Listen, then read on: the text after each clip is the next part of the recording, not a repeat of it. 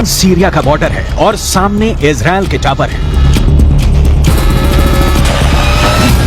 Tower पर छोटे radar भी लगे हैं, कम्युनिकेशन सिस्टम भी लगे हैं और सर्विलांस कैमरे भी लगे हैं। तभी झाड़ियों में से निकलती है एक स्नाइपर की राइफल और फिर देखिए क्या होता है। पहले रडार पर गोली फायर होती है, फिर कम्युनिकेशन सिस्टम तोड़ा जाता है, फिर सर्विलांस कैमरे पर गोली पड़ती है। यह सब कुछ इजराइल लेबनान बॉर्डर पर हो रहा है। इजराइल डिफेंस का पूरा निगरानी स्ट्रक्चर हिजबुल्लाह ने उखाड़ना शुरू कर दिया है।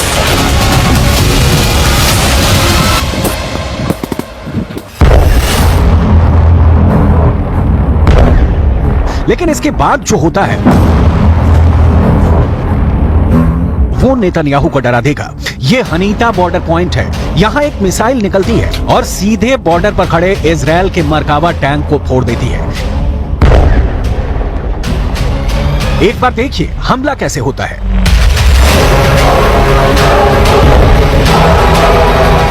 धुआं छटता है तो इजराइल के बाकी टैंक भागने लगते हैं।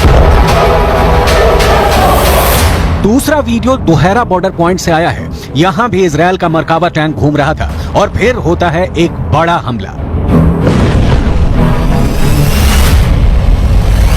Hezbollah anti tank missile fire करता है। मिसाइल टैंक की तरफ बहुत तेजी से बढ़ती है और इजराइल के मरकावा में बहुत बड़ा धमाका होता है।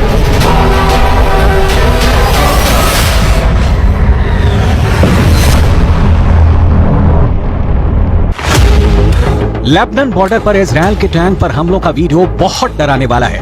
इजरायली टैंक के ऐसे तबाह होने की तस्वीरें जब ईरान पहुंची तो वहां के विदेश मंत्री ने बहुत खतरनाक बयान दे दिया। हुसैन आमिर अब्दुल्लाहियां ने कहा कि अगले कुछ घंटों में इजराइल पर बड़ा हमला हो सकता है। हिजबुल्लाह की तरफ इशारा करते हुए ईरान ने कहा है कि अगर ईरान और लेबनान ने इजराइल को जवाब नहीं दिया तो इजराइल की सेना तेहरान और बेरूत पर कल हमला कर देगी। صورت تداوم جنایات جنگی رژیم کودککش اسرائیل علیه ساکنان غیر نظامی غزه هر احتمالی متصور هست.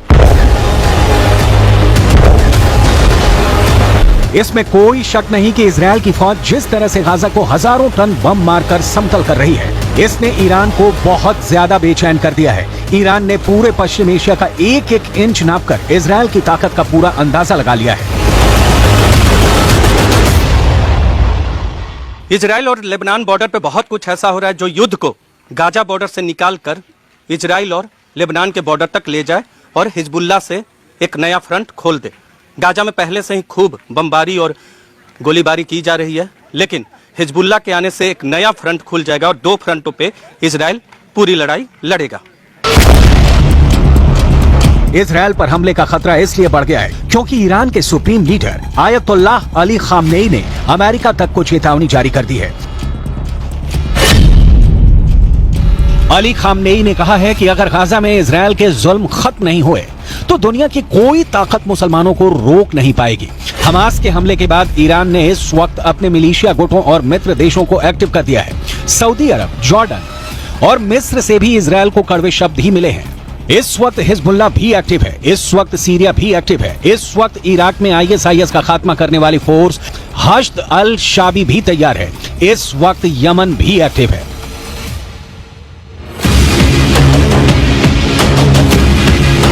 सितंबर महीने में ही यमन ने अपनी मिलिट्री परेड निकाली थी और इस परेड में ऐसी मिसाइल और ड्रोन दिखाए जो इस इलाके में अमेरिका और उसके दोस्तों को परेशान कर सकते हैं। यमन वो देश है जिसने पिछले 8 वर्षों तक सऊदी अरब और उसके 15 साथी देशों से युद्ध लड़ा, जिस युद्ध में उसके खिलाफ अमेरिका भी रहा, ब्रिटेन भी रहा और इजराइल ने भी यमन के खिलाफ मदद की। अब वही यमन अमेरिका और इजराइल दोनों को ललकार रहा है।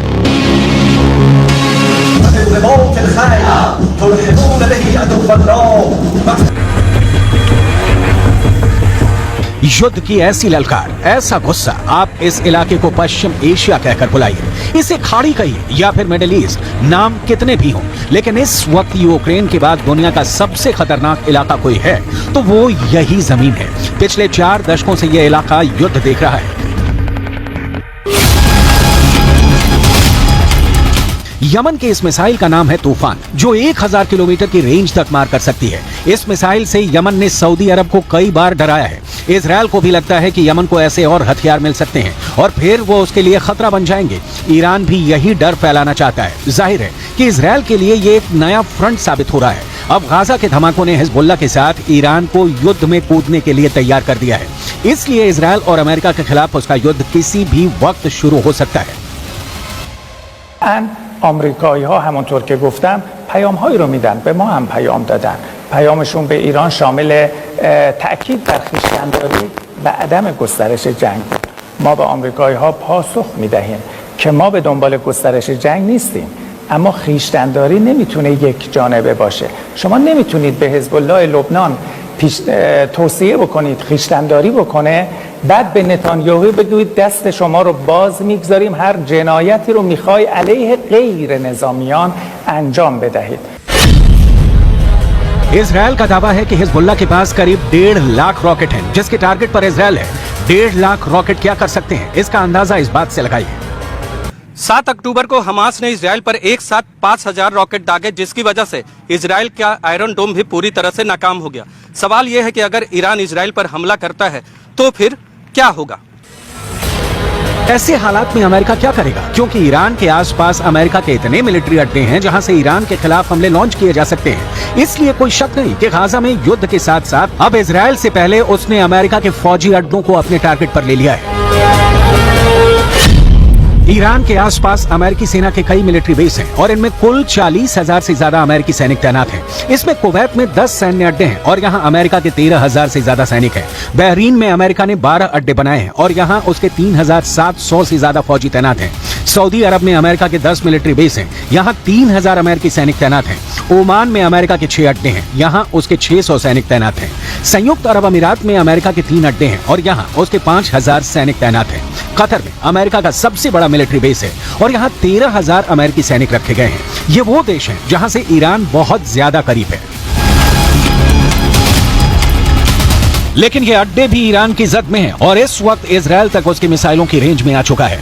ईरान के ड्रोन की रेंज भी बढ़ती जा रही है। अब पश्चिम एशिया के वो इलाके भी उसकी पहुंच में हैं जहां अमेरिका के अड्डे हैं और इस वक्त नेतन्याहू और बाइडन दोनों ईरान की बढ़ती ड्रोन पावर को लेकर काफी बौखलाए हुए हैं। अगर इजरायल और लेबनान बॉर्डर पर युद्ध होता है और इसमें ईरान भी शामिल हो जाता है तो समझ लीजिए इन सभी अड्डों से ईरान पर हमले लॉन्च किए जाएंगे या फिर ईरान इनको अपने मिसाइल अटैक से मिट्टी में मिला देगा।